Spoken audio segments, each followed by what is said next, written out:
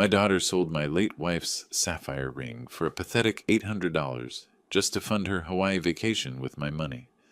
When I went to the pawn shop to buy it back, the owner looked at me and whispered, "Sir, you won't believe what we found inside this ring." Before continuing, subscribe to the channel and write in the comments what time it is in your region right now. The jewelry box sat open on the dresser, mocking me with its emptiness. My hands trembled as I lifted the velvet liner for the third time that morning, as if Eleanor's ring might somehow materialize beneath it. It didn't. For 2 days I'd been tearing the house apart. Every drawer, every shelf, every pocket of every coat I owned. The panic had started as a flutter in my chest and grown into a full-blown storm. I'd checked under the bed, behind the nightstand, even in the bathroom cabinet where Eleanor used to keep her lotions. Nothing. "Dad, what are you doing?" I looked up to find my daughter Danielle leaning against the doorframe, watching me with an expression I couldn't quite read. Something between amusement and... what? Satisfaction. "Your mother's ring," I said, hearing the strain in my own voice. "The sapphire ring. It's gone. I can't find it anywhere." Danielle straightened up, smoothing down her designer blouse, the one I'd apparently helped to pay for without knowing it. "Oh, that. Don't worry about it, Dad. Don't worry about it." As if Eleanor's 25th anniversary gift could be dismissed with a wave of her manicured hand. "What do you mean, don't worry?" I sank onto the edge of the bed, exhausted from 2 sleepless nights and the physical toll of searching every corner of this house. "I took it to Fisher's Pawn on Burnside. Tracy and I needed the money for our Hawaii trip." She said it so casually, like she was telling me she'd borrowed my car. "We really needed to get away from all this stress, you know? You understand." I didn't understand. I couldn't understand. The words weren't processing correctly. My daughter, my only child, had taken her mother's ring and pawned it. "You pawned Eleanor's ring?" "Yeah, but don't make such a big deal out of it." Danielle walked into the room, picked up a photo frame from the dresser, Eleanor and me on our 30th anniversary, and set it back down without really looking at it. "They only gave me $800 for it anyway. Better than nothing, right? And honestly, it would have been mine eventually.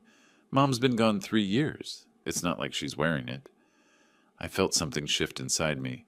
Not break. Breaking would have been too clean. Too simple. This was more like a fundamental restructuring of my internal landscape. 35 years I'd spent as a gemologist, evaluating precious stones for one of Portland's most prestigious auction houses. I'd handled diamonds worth millions, sapphires that belonged in museums.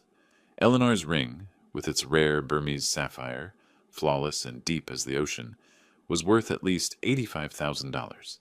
$800. No pawn shop in their right mind would offer $800 for that ring. Unless... 800? I heard myself say, my voice oddly calm. "Yeah, I thought we'd get more, but whatever. It's enough for the hotel upgrade and some nice dinners." She checked her phone, already losing interest in the conversation. "Tracy's waiting for me. We're finalizing the vacation plans."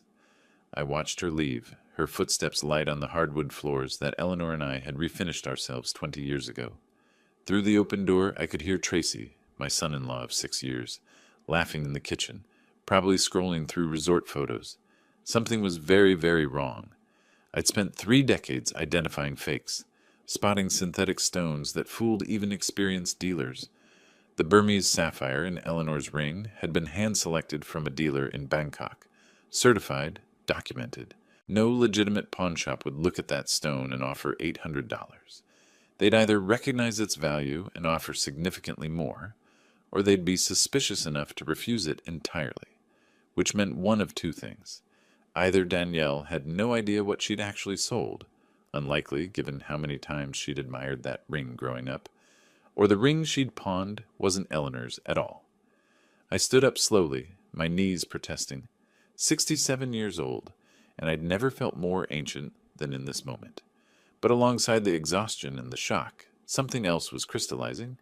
That old professional instinct, the one that had made me one of the most trusted appraisers on the West Coast, was whispering that there was more to this story. If that wasn't Eleanor's ring in the pawn shop, then where was the real one? And how had Danielle gotten hold of a fake good enough to pass casual inspection? I walked to the window and looked out at the Portland drizzle, gray and endless. Downstairs, I heard Tracy call out something about airport parking, and Danielle's laughter in response. They sounded so carefree, so certain they'd gotten away with something. 35 years of examining stones had taught me patience. You don't rush an appraisal. You look at every angle, check every facet, consider every possibility. You verify before you act. I had a pawn shop to visit, and then I suspected I had a lot more questions that needed answering. But first, I needed to understand exactly what my daughter had done, and more importantly, why. I couldn't sleep that night. The ceiling fan rotated above me in the darkness, the same fan Eleanor had insisted we install during that brutal summer 15 years ago. The ring. The memory hit me with unexpected force. It was our 25th anniversary. We'd been walking through the jewelry district in San Francisco when Eleanor stopped in front of a small boutique.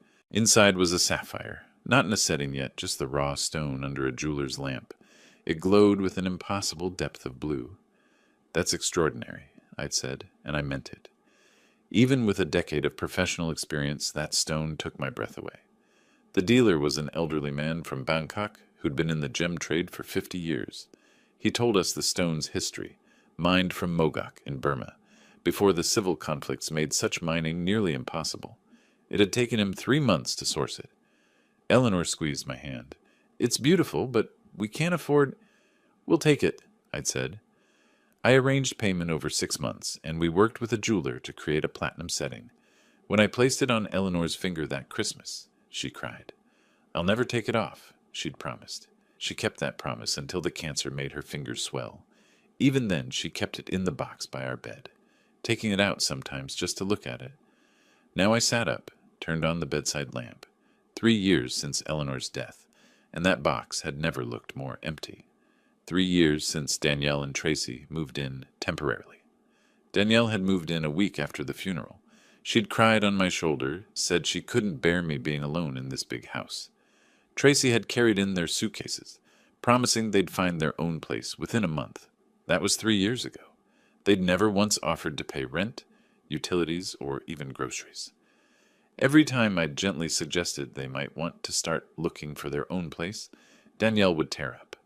"Dad, you don't want us here, after everything with Mom." And I'd back down every time, because what kind of father kicks out his grieving daughter? Except now, lying in the dark, I was remembering other things. The small loans that were never repaid.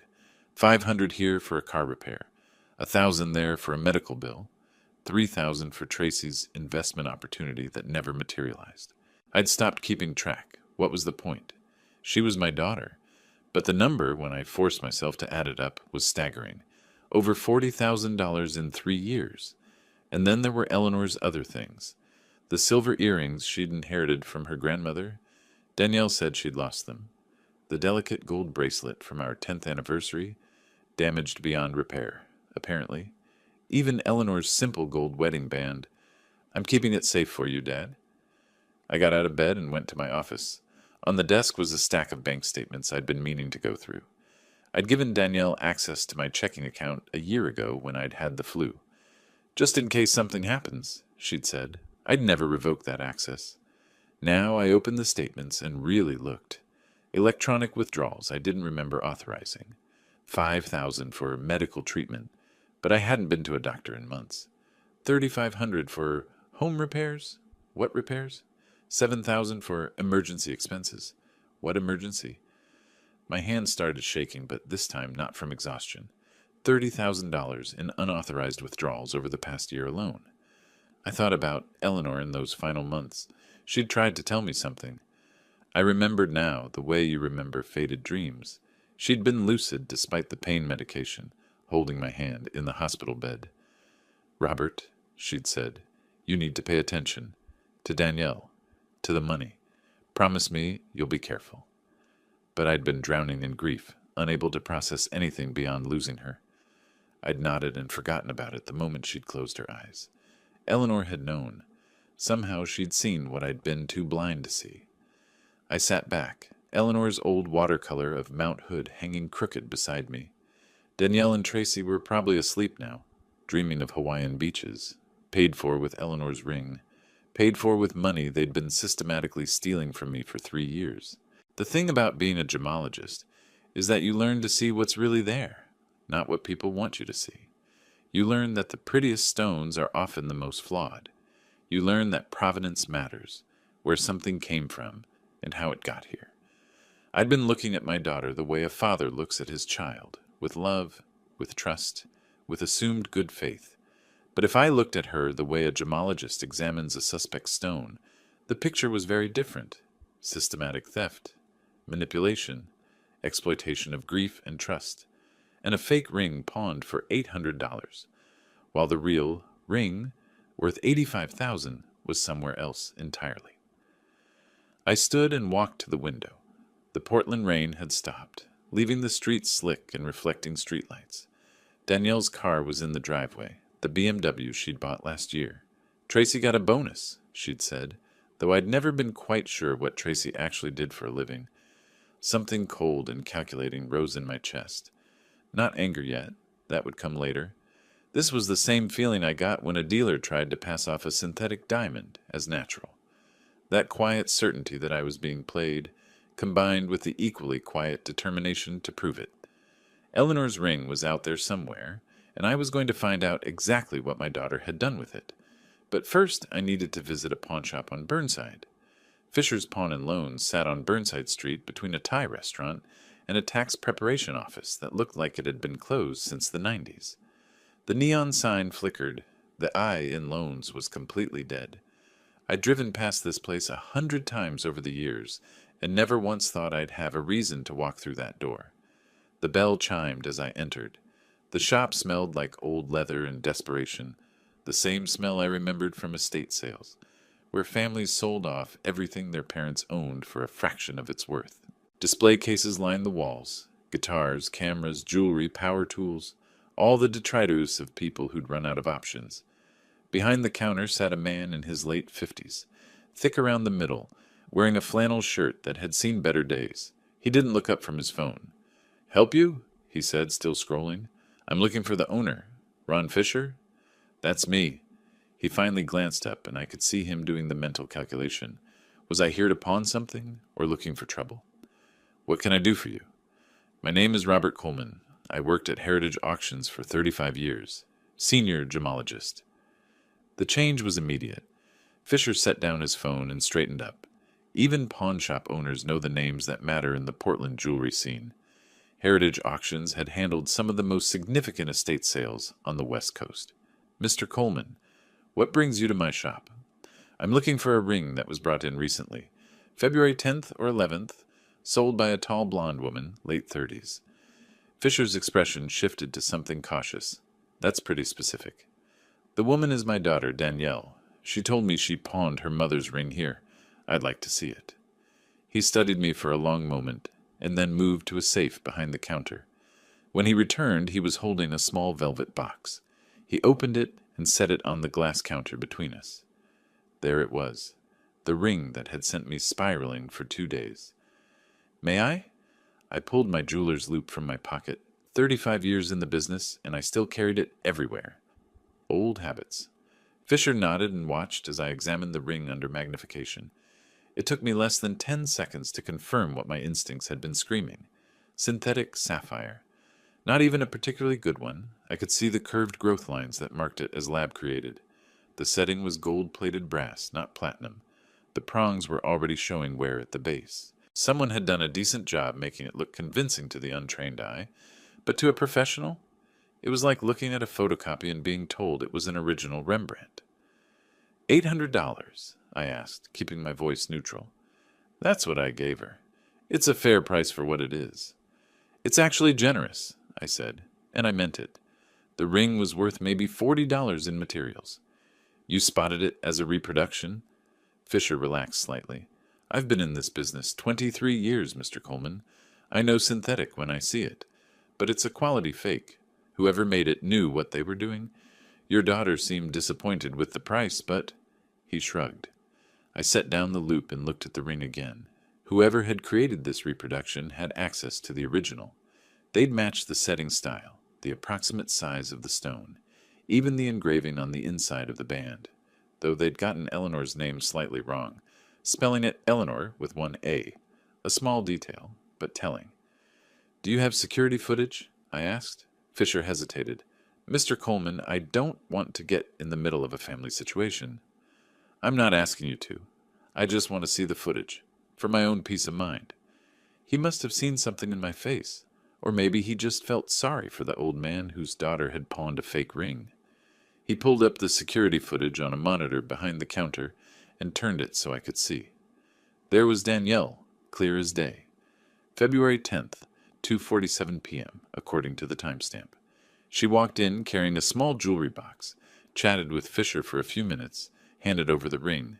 The camera caught her face when he offered $800. Disappointment flashed across her features before she forced a smile and accepted. She signed some paperwork, took the cash, and left. "Could I get a copy of that footage?" I asked. "For family records." Fisher looked at me for a long moment. I could see him weighing whether this was going to come back to haunt him. Finally, he nodded. "Give me your email. I'll send it over." I wrote down my address on a business card, one of the old ones from Heritage Auctions that I still had in my wallet. Fisher took it, glanced at it, and his expression softened even more. "Mr. Coleman, if you don't mind me asking, why would your daughter pawn a fake ring?" That was the question, wasn't it? I could think of only two possibilities. Either Danielle genuinely didn't know it was fake, which seemed unlikely given how many times she'd admired Eleanor's ring over the years, or she knew exactly what she was doing. She'd pawned the reproduction to establish a paper trail, to make it look like she'd sold Eleanor's ring for a pittance, when in reality. "That's what I'm trying to figure out," I said. I drove home in a daze, my mind working through the implications. If Danielle had pawned a fake, then she'd had access to the original, long enough to have a reproduction made. That wasn't something you could do overnight. It would take time, money, and contacts with someone who specialized in that kind of work. It meant this wasn't a spur-of-the-moment decision to grab some quick cash for a vacation. This was planned, deliberate, calculated. When I pulled into the driveway, Danielle's BMW was there, along with Tracy's Audi, the one he'd somehow afforded on his mysterious consulting income. I could hear music from inside the house. They were home, probably packing for their trip, completely oblivious to what I'd just discovered. I sat in my car for a moment, watching the house. My house. The one Eleanor and I had bought 32 years ago, when Danielle was 6. The one we'd painted together, room by room. The one where we'd raised our daughter, celebrated birthdays and holidays, built a life. The one Danielle and Tracy were currently treating like a free hotel. 35 years in the gem trade had taught me patience. When you're examining a stone, you don't rush. You look at it from every angle. You test it, verify it, document it. You gather all the evidence before you make your final assessment. I needed to know where the real ring was, and I needed to understand exactly how long Danielle had been playing me for a fool. But first, I needed to go inside and pretend everything was normal. I needed to smile and wish them a good trip to Hawaii. I needed to be the doddering old dad who didn't notice anything was wrong, because I had a feeling that once I started pulling on this thread, the whole tapestry was going to unravel. The next morning, I sat at my desk with a cup of coffee gone cold and a list of names in front of me. 35 years in the jewelry business meant I knew people. The question was which people to call and what exactly to ask them. Marcus Chen's name was at the top of the list. We'd worked together for almost 20 years before he'd left Heritage to open his own boutique gallery in the Pearl District. If anyone in Portland knew about high-end jewelry transactions, it was Marcus. More importantly, I trusted him. I dialed his number, watching through the office window as Danielle and Tracy loaded suitcases into the BMW. They were leaving for the airport in a few hours, Hawaii for 2 weeks. I'd overheard Tracy on the phone yesterday, bragging to someone about the oceanfront suite they'd booked. "Robert Coleman," Marcus answered, warmth in his voice. "It's been too long. How are you?" "I need a favor, Marcus, and I need you to be discreet about it." The warmth shifted to curiosity. "Of course. What's going on?" I explained about Eleanor's ring. Not all of it. Not the part about Danielle. Just that a significant piece had gone missing, and I was trying to trace it. Burmese sapphire. Platinum setting. Very specific characteristics. Had anything like that crossed his desk? Or had he heard anything through his network? That's a distinctive piece, Marcus said. Let me make some calls. If it's moved through any of the legitimate dealers in Portland, someone will know about it. After we hung up, I turned my attention to the bank statements spread across my desk.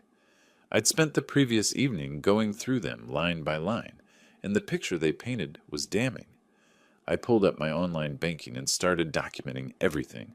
Screenshots of transactions, dates, amounts. The electronic withdrawals Danielle had made using the account access I'd given her just in case. $5,000 on January 15th. Memo line, medical expenses. I hadn't been to a doctor in January. $3,500 on December 3rd. Memo line, home repairs. No repairs had been done. $7,000 on November 8th. Memo line, emergency funds. What emergency? The list went on. 12 separate withdrawals over the past year, totaling just over $30,000. And those were just the electronic transfers. That didn't count the cash loans that had never been repaid, the credit card charges I'd approved without really looking at them. I heard footsteps on the stairs and quickly minimized the browser window. Danielle appeared in the doorway, dressed for travel in designer yoga pants and a cashmere sweater, both probably purchased with my money.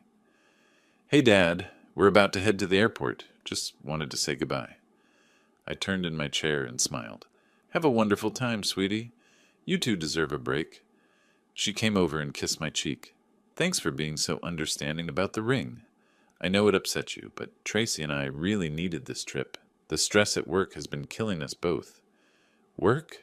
Right. I'd never actually seen evidence that either of them had jobs. What time does your flight leave? 4:30. We'll be in Maui by 9 tonight. She checked her phone, the latest iPhone, naturally. Tracy's loading the car now. I left the pawn shop receipt on the kitchen counter, in case you want to try to buy the ring back later. That's thoughtful of you. She started to leave, then paused. Dad, I know you miss Mom. I miss her too. But holding on to her things doesn't bring her back. Sometimes we have to let go and move forward. It took everything I had to keep smiling. You're probably right, honey. Have a safe flight. After they left, I sat in the silence of the empty house. Through the window, I watched the BMW disappear down the street. 2 weeks. I had 2 weeks while they were living it up in Hawaii, completely unaware that I knew about the fake ring. 2 weeks to figure out exactly what had happened to Eleanor's real ring and what else they'd been hiding. I called my bank and made an appointment for the next day. Then I started researching estate lawyers in Portland. Marcus called back 3 days later. I was in the kitchen pretending to read the newspaper while actually making notes about everything I'd discovered when my phone rang.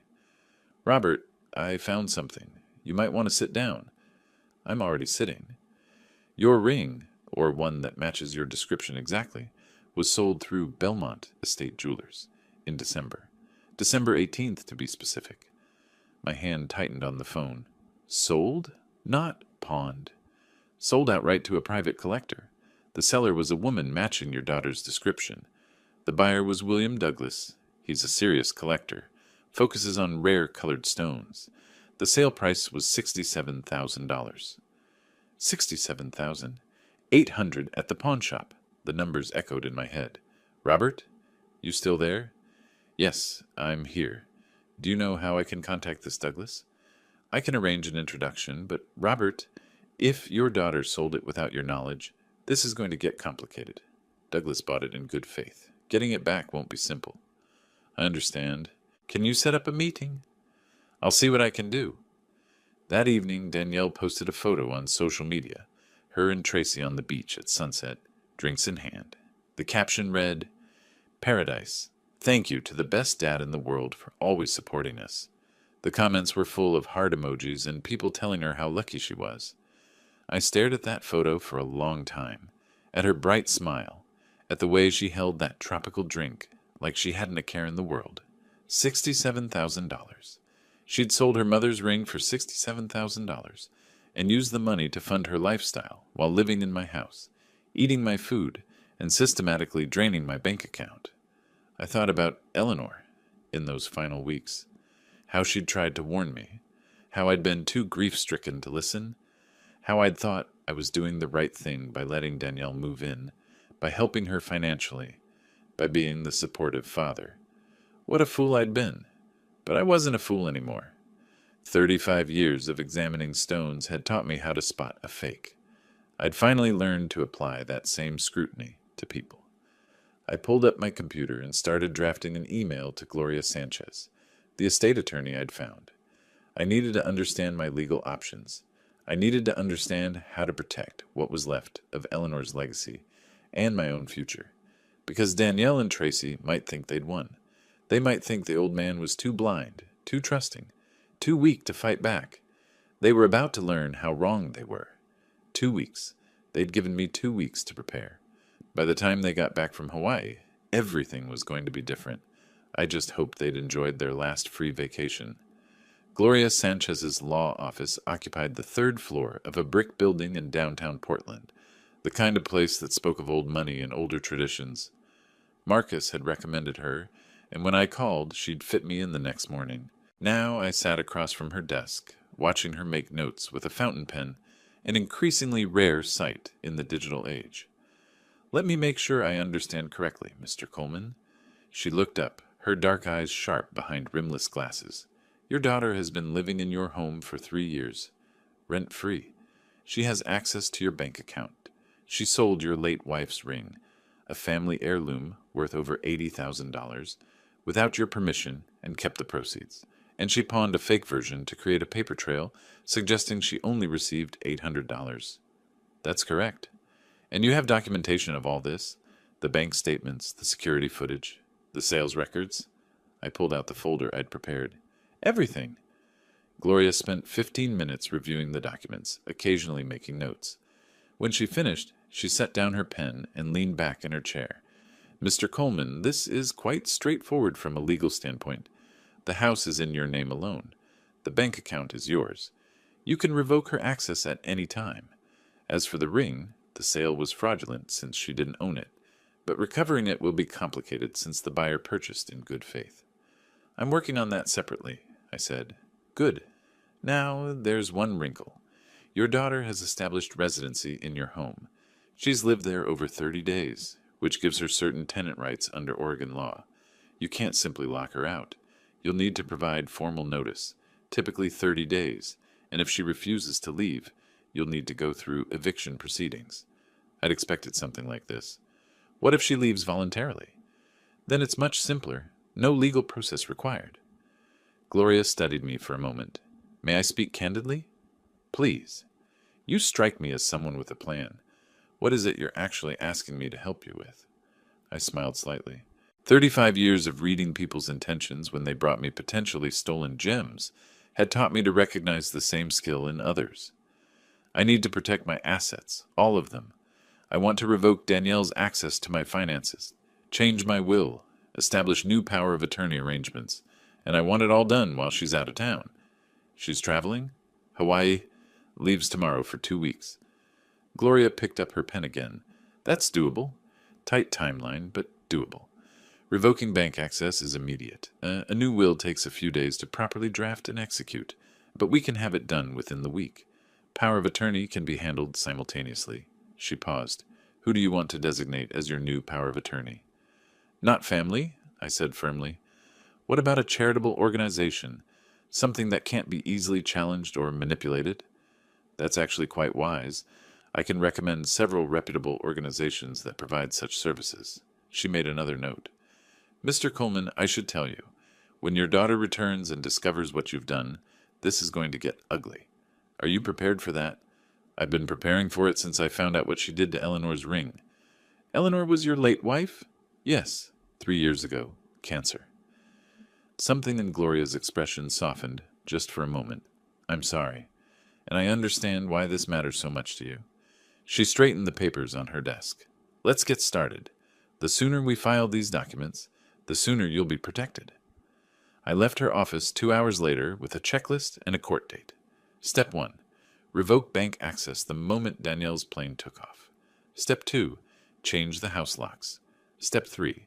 Return to Gloria's office to sign the new documents once they were prepared. Step 4. Try to negotiate the return of Eleanor's ring. When I got home, Danielle and Tracy were in the kitchen, surrounded by shopping bags from one of those upscale outdoor stores, where a simple t-shirt costs $80. Dad, perfect timing! Danielle held up a brightly colored Hawaiian shirt. We just got back from getting vacation clothes. Look what we found for you. I took the shirt, price tag still attached, $95. My credit card had probably paid for it. That's very thoughtful, I said, managing a smile. Tracy was already modeling a pair of board shorts. We're all set for paradise, man. 2 weeks of sun, surf, and Mai Tais. You sure you don't want to come? We could probably squeeze you into a hotel room. How generous. Let me pay thousands of dollars to sleep on a cot, in a room my daughter and son-in-law were staying in, using money they'd stolen from me. No, no. You two enjoy yourselves. I'll be fine here. Danielle hugged me, and I forced myself not to stiffen. You're the best, Dad. I know this year has been hard, with the anniversary of Mom's death coming up, but things are going to get better. I can feel it. I can feel it too, I said, and I meant every word. That night, after they'd gone to bed, I sat in my office and made a list. Not on the computer, on paper, where there'd be no digital trail. Every step I'd take over the next 2 weeks. Every call I'd make. Every document I'd sign. Every lock I'd change. By the time they came home from Hawaii, everything would be different. They just didn't know it yet. I looked at the calendar. February 19th. Their flight left at 4:30 in the afternoon. I'd drive them to the airport myself, wave goodbye with a smile, wish them a wonderful trip, and then I'd go to war. The next morning I woke to the sound of suitcases being dragged down the stairs. Danielle and Tracy were laughing about something, their voices carrying through the house like they owned the place. I suppose they thought they did. I made breakfast. Pancakes, bacon, the works. A proper send-off. Dad, you didn't have to do all this, Danielle said, though she piled her plate high enough. I wanted to. It's not every day my daughter goes to Hawaii. Tracy checked his watch. We should leave by 2:30 to be safe. Airport security and all that. I'll drive you, I offered. That way you won't have to pay for parking. Are you sure? It's a long drive back alone. I smiled. I'll manage. At 2:15 I loaded their luggage into my car while they did a final check of the house. I watched Tracy lock the front door with his key, a key that would be useless by this time tomorrow. The drive to the airport was filled with their chatter about resorts and excursions and restaurants they'd researched. I made appropriate noises, asked appropriate questions, and thought about Gloria's documents waiting to be signed. At the departure terminal, I helped them unload their bags. Danielle hugged me one more time. Love you, Dad. Thanks for everything. We'll bring you back something nice. Have a wonderful time, I said. Both of you. Forget about everything and just enjoy yourselves. I stood there watching them walk into the terminal, their expensive luggage rolling behind them, heading off to their expensive vacation, the last vacation I'd ever finance. Then I got back in my car and drove straight to the bank. The bank manager, Tom Morrison, had known me for over 20 years. We'd worked together on estate valuations, authenticating jewelry from safe deposit boxes, navigating the complicated intersection of sentiment and value that comes with inherited wealth. When I walked into his office at 5:15 that afternoon, he took one look at my face and closed the door. What's wrong, Robert? I told him. Not everything. Not about the fake ring or the investigation, but enough. Unauthorized withdrawals, my daughter's access to my account, the need to protect what remained of my savings. Tom's expression grew darker with each sentence. How much are we talking about? Over 30,000 in the past year. Probably 70,000 if you count the 3 years before that. He pulled up my account on his computer, fingers moving quickly across the keyboard. This is financial elder abuse, Robert. We should report this. Not yet. I need to handle it my way first. Can you help me? He studied me for a long moment, then nodded. Let's start with revoking access. Then we'll set up a new account and transfer your funds. The old account will remain open but empty. If she tries to access it, we'll know immediately. The process took 40 minutes. With each form I signed, each authorization I revoked, I felt a weight lifting. This wasn't revenge yet. This was just closing the barn door before any more horses could escape. But it felt good. It felt like taking control.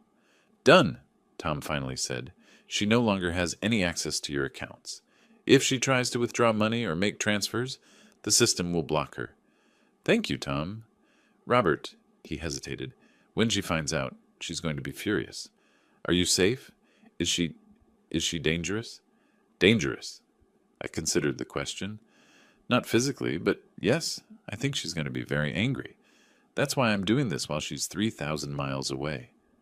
I drove home as the sun set, painting the Portland sky in shades of orange and pink.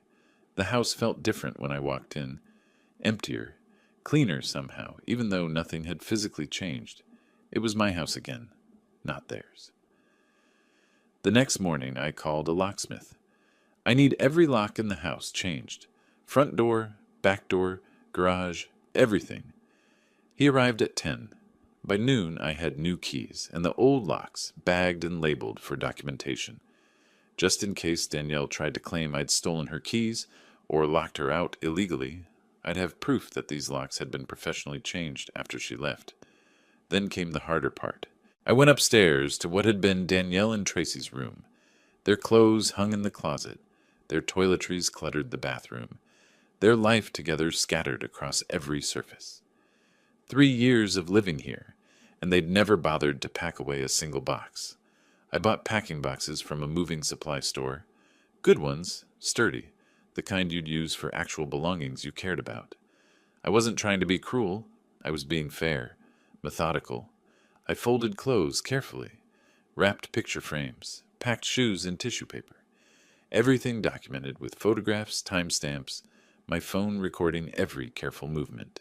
It took 2 full days.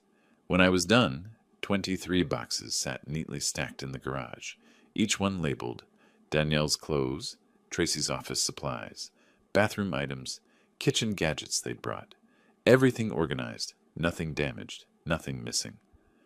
On February 22nd, I returned to Gloria's office. She had the documents ready.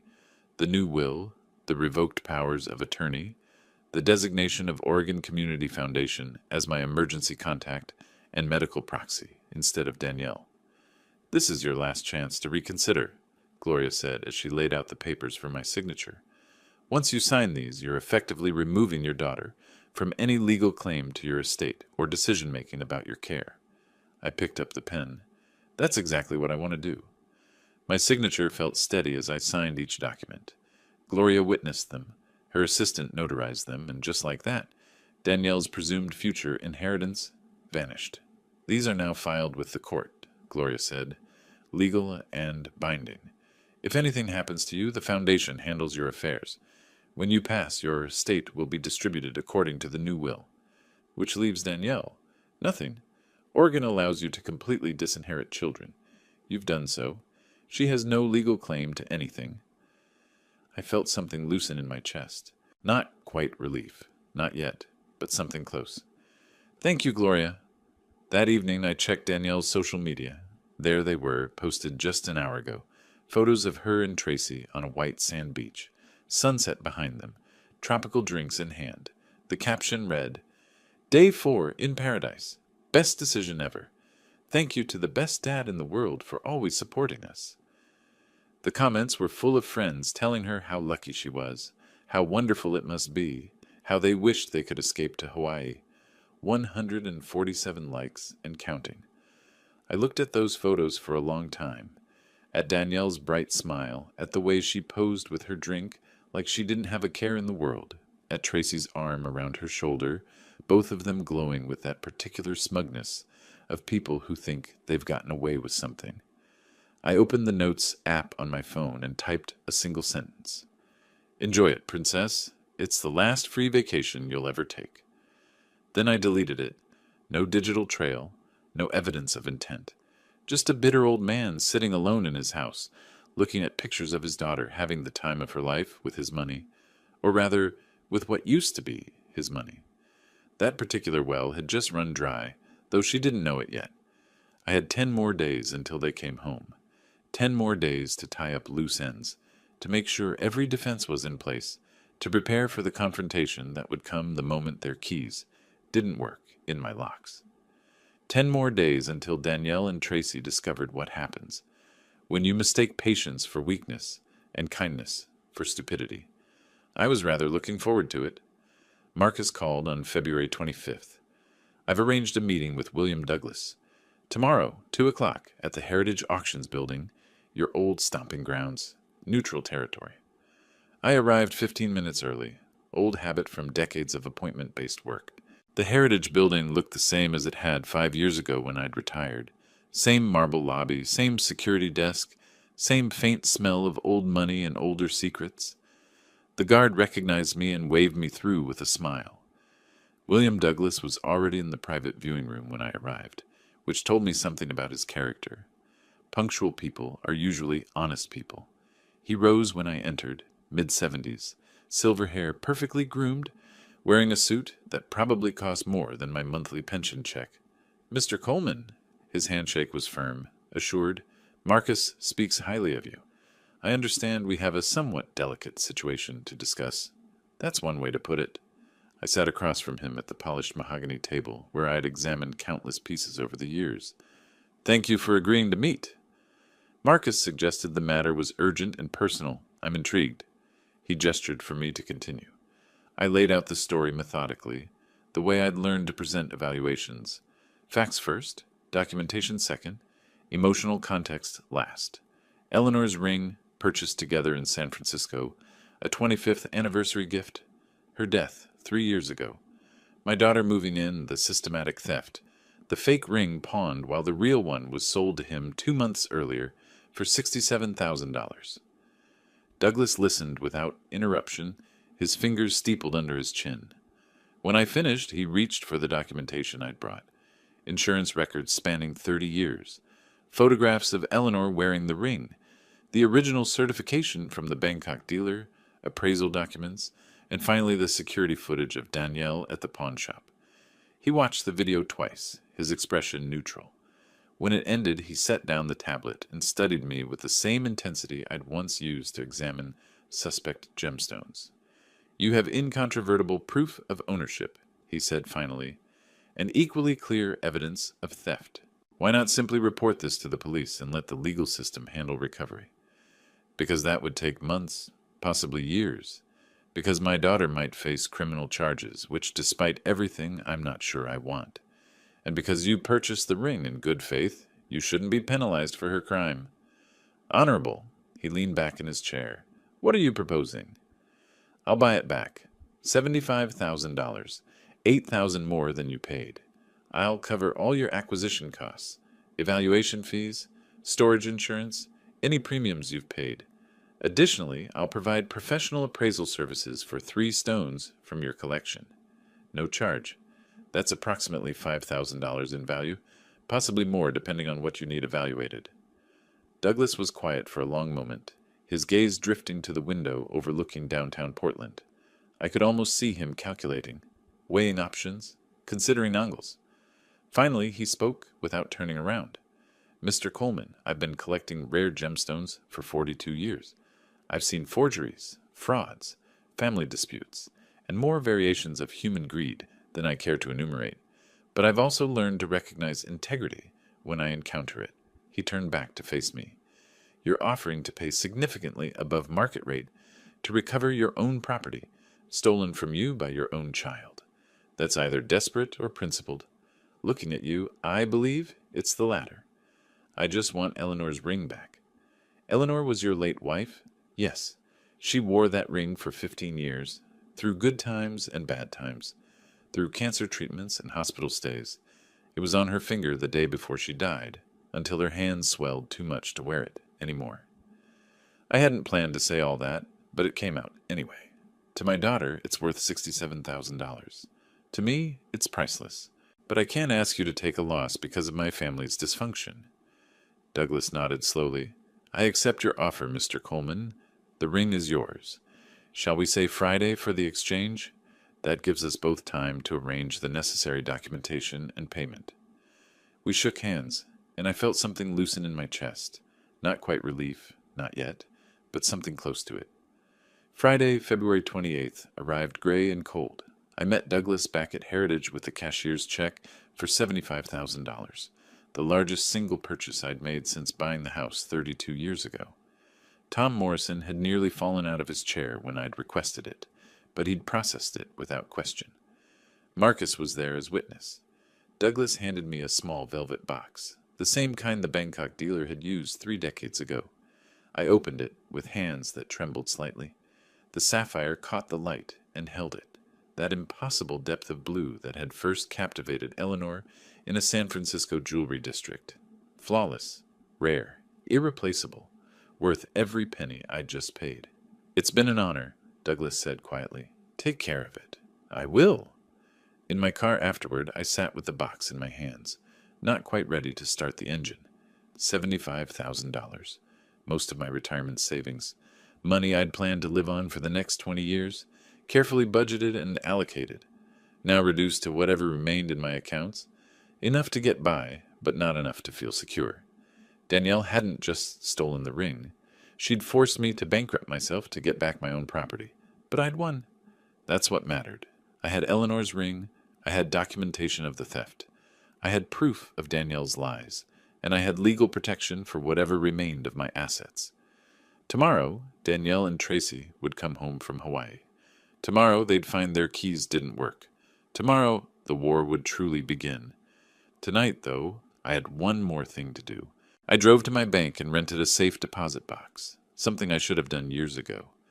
I placed Eleanor's ring inside, along with copies of all the documentation, the pawnshop video, the sales records from Belmont Estate Jewelers, the bank statements showing Danielle's unauthorized withdrawals, the photos of her social media posts from Hawaii funded by stolen money.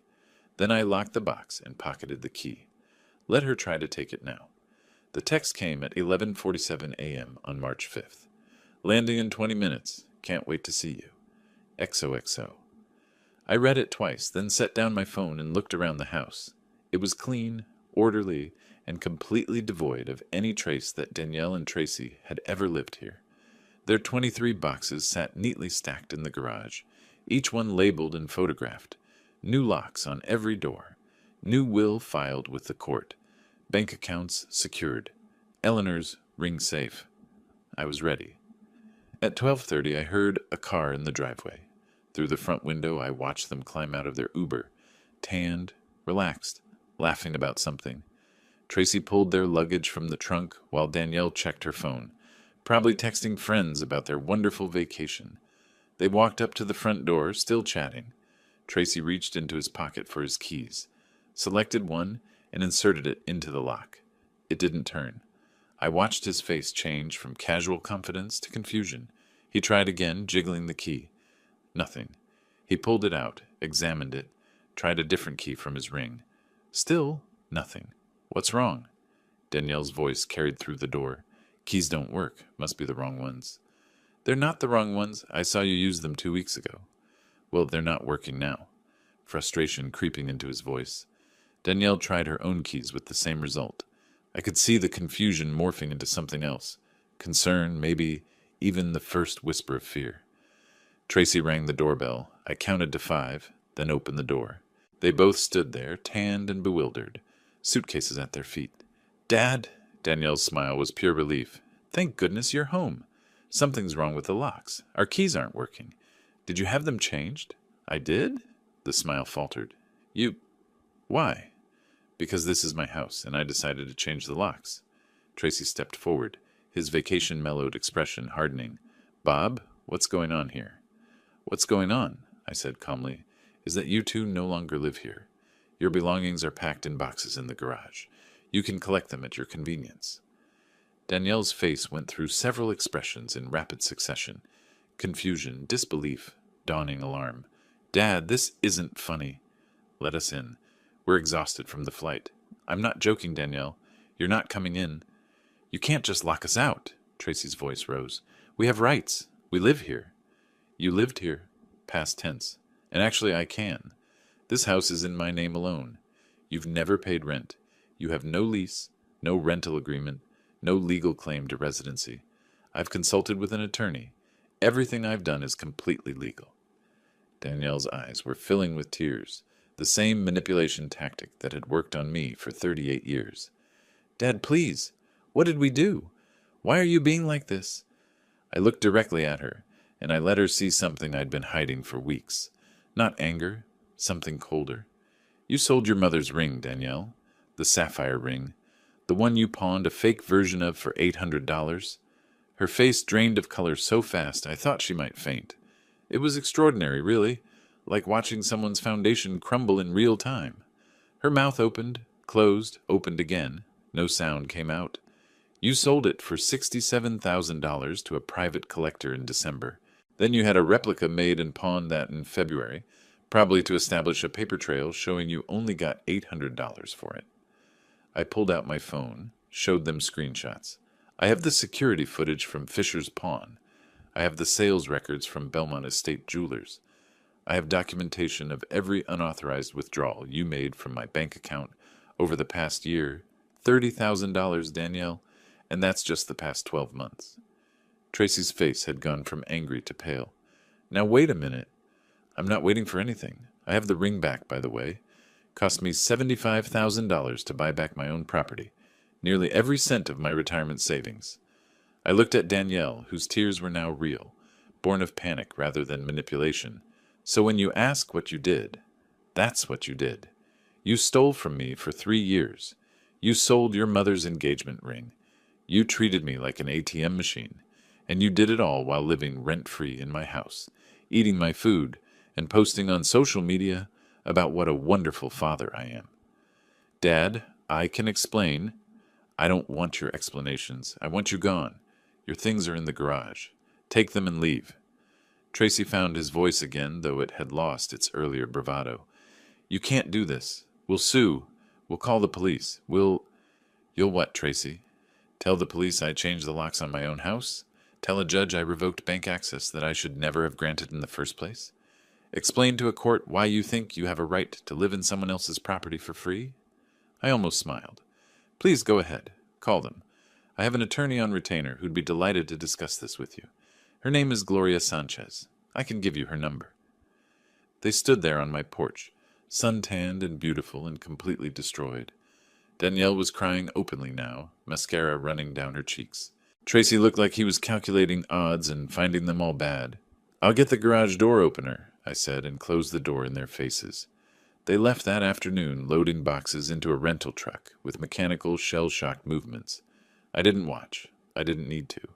The garage door opener documented their departure with its automatic close cycle at 4:17 p.m. That evening, my phone rang. Danielle, I let it go to voicemail. She called 6 more times. I blocked the number. The next morning, March 6th, Gloria called.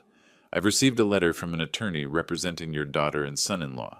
Stephen Chambers. I know him. Aggressive, expensive, and usually takes cases he thinks he can win. What does he want? Everything.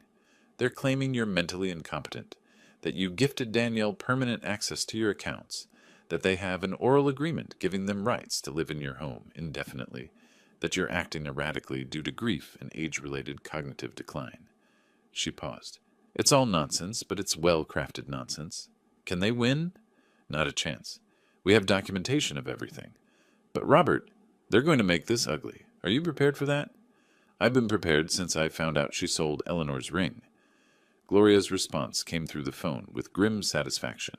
Good. I'll draft our response today. On March 7th, Danielle discovered the bank account was empty. The call came at 2:30 p.m. Tracy's number this time. I answered on speakerphone. Where is it? Danielle's voice shrill with panic. Where's the money? What money, Danielle? The account. Your account. I went to transfer funds for the lawyer and there's nothing there. You stole my money. The irony was so perfect I almost laughed. Your money? Danielle, that was never your money. It was my account. You had access as a courtesy, which I revoked. The money was transferred to a new account, one you don't have access to. You can't do that. I need that money. We have bills. You should have thought of that before you stole $30,000 from me over the past year. $70,000 if we count the full 3 years. And that's not even including the $67,000 you got for Eleanor's ring. Silence. Then Tracy's voice, tight with barely controlled rage. You senile old... I hung up. March 8th brought the kind of stupidity only desperate people attempt. At 11:30 p.m., my security system alerted me to movement in the backyard. I turned on the exterior lights and saw Tracy trying to jimmy open the back window. The same window that used to stick, that he'd fixed himself 2 years ago, probably creating his own backup entry point even then. I called 911. Portland Police, what's your emergency? I have an intruder attempting to break into my home through the back window. Male, early 40s, wearing dark clothing. The police arrived in 4 minutes. Tracy was still there, frozen in the spotlight like a deer caught in headlights. I watched from the kitchen window as they handcuffed him, read him his rights, and loaded him into the back of their patrol car. They released him 3 hours later, but the arrest record was permanent. Attempted burglary, criminal trespass. Served on his own father-in-law's property. Gloria called the next morning. I heard about last night. That was remarkably stupid of him. Desperation makes people stupid. It also makes them dangerous. Be careful, Robert. But I wasn't worried. The dangerous part was over. Now came the cleanup. On March 10th, 3 days after the bank account discovery, Danielle came to the house alone. No Tracy this time. She rang the doorbell at 10 a.m. and I answered. She looked terrible. Hair unwashed, no makeup, wearing sweatpants and a wrinkled t-shirt. The tan from Hawaii had faded to a sickly yellow-brown, making her look jaundiced. Dark circles under her eyes suggested she hadn't slept. Dad, her voice was hoarse. Please, we need to talk. We don't have anything to talk about, Danielle. Please. She wasn't crying, which was almost more alarming than if she had been. 5 minutes. That's all I'm asking. Against my better judgment, I stepped out onto the porch and closed the door behind me. 5 minutes. She took a shaky breath. I know what I did was wrong. I know I can't fix it. But please, Dad, just let me try.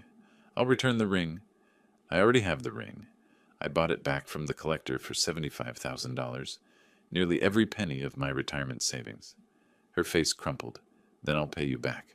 The money I took, With what? You don't have a job, Danielle. You haven't had a job in years. You and Tracy have been living off me like parasites since your mother died. Where exactly is this money going to come from? I'll get a job. I'll do whatever it takes. I'll sell the BMW. The BMW you bought with money you stole from me? That BMW? Silence. What do you want from me, Danielle? What is it you think is going to happen here? That I'll forgive you? Let you move back in? Restore your access to my accounts? After everything you've done? I want another chance. Her voice broke. I want my father back. I looked at her, really looked at her, and for just a moment I saw the little girl who'd ridden on my shoulders, who'd made me clay pots in art class, who'd cried when her goldfish died and made me promise we'd give it a proper funeral. Then I blinked and saw what she'd become, what she'd chosen to become. You don't want your father back, Danielle. You want your ATM back, your free housing, your safety net. You want the man you've been robbing for 3 years to keep letting you rob him. I shook my head. That man is gone. He died the day I found out what you'd done. Dad, go away, Danielle. Get your life together. Get away from Tracy. Find a job. Figure out who you are when you're not stealing from me. And maybe, in 10 or 20 years, we can have this conversation again. But right now, you're not my daughter. You're just someone who stole from me. Please don't do this. I'm not doing anything. You did this. You made every choice that led to this moment. This is what consequences look like. I went back inside and closed the door. Through the window, I watched her stand there for a long minute, shoulders shaking. Then she walked to her car, a modest sedan now, not the BMW, and drove away. I didn't feel triumph. I didn't feel satisfaction. I just felt tired. But I also felt free. On March 12th, Gloria called with news I'd been expecting. Chambers withdrew. Danielle and Tracy dropped their case. Why? Because he actually looked at the evidence and realized they don't have a leg to stand on. The arrest record for Tracy didn't help. Neither did the documentation of the unauthorized withdrawals. And when I mentioned we were considering filing a police report for grand theft, he advised them to cut their losses. She paused. It's over, Robert. You won. Won. The word felt hollow. March 13th. I watched from my office window as a rental truck pulled into the driveway. Danielle and Tracy emerged, collected their boxes from the garage, and loaded them without speaking. Danielle looked up at the house once, at the window where I stood. Our eyes met across the distance. Then she climbed into the truck and drove away. I never saw her again. March 14th brought unseasonably warm weather. I drove to the cemetery for the first time since Eleanor's funeral. Her headstone was simple. Eleanor Rose Coleman, 1963-2022. Beloved wife. She loved beautiful things. I knelt in the grass and set Eleanor's ring on the stone, the sapphire catching the spring sunlight. I got it back, Eleanor. I'm sorry it took so long. My voice came out rougher than I'd intended. You tried to warn me about Danielle. You tried to tell me to pay attention. I should have listened. The cemetery was quiet, except for birds and distant traffic.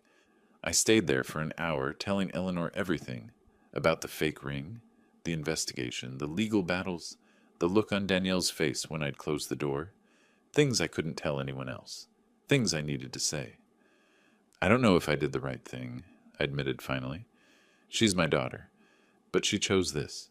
She chose to steal from us, to dishonor your memory, to treat our love like something she could sell for vacation money.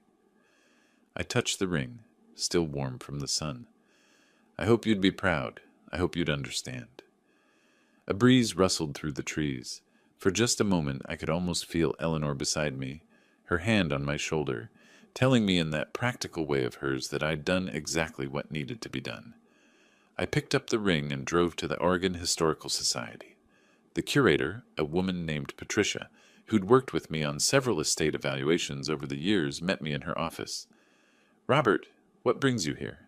I showed her the ring. Her eyes widened. Is this Eleanor's ring? Yes. I want to donate it to your gem collection, for permanent display, with a plaque, in memory of Eleanor Coleman, who loved beautiful things. Patricia understood immediately. It'll be protected here, preserved, available for people to appreciate.